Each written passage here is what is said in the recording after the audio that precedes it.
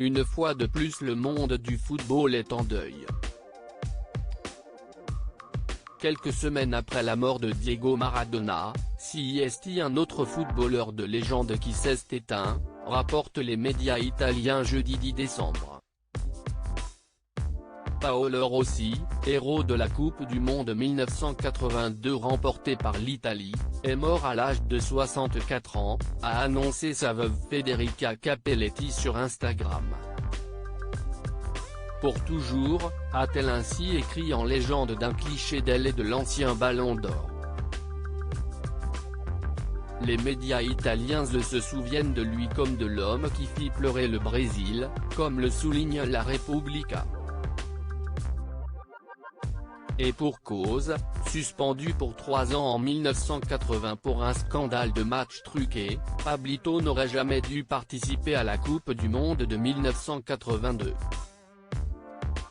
Pourtant, CIST sous les couleurs de l'Italie qu'il a finalement été rappelé après une réduction de sa sanction, permettant ainsi à son pays de remporter le mondial avec à son compteur 6 buts marqués pendant la compétition, ouvrant même le score face à l'Allemagne lors de la finale.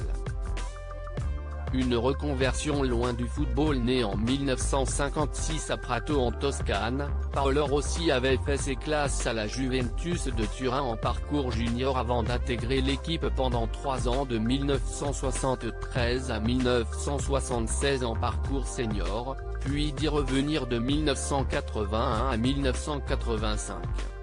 Il a terminé sa carrière à l'aube de ses 31 ans, affaibli par des blessures à répétition.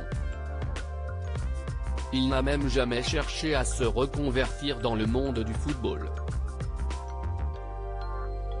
Il a toutefois été nommé en 1990 vice-président de l'Associazione Sportiva Pessina Valle del Giovenco, club de Lega Pro Prima Divisione, et s'est reconverti dans le monde de l'immobilier, puis de la politique, en se présentant aux élections européennes sous l'étiquette de l'Alliance nationale, la droite italienne. L'ex-footballeur laisse derrière lui son épouse, la journaliste Federica Cappelletti, leur fille Maria Victoria ainsi que son fils Alexandre né d'un précédent mariage.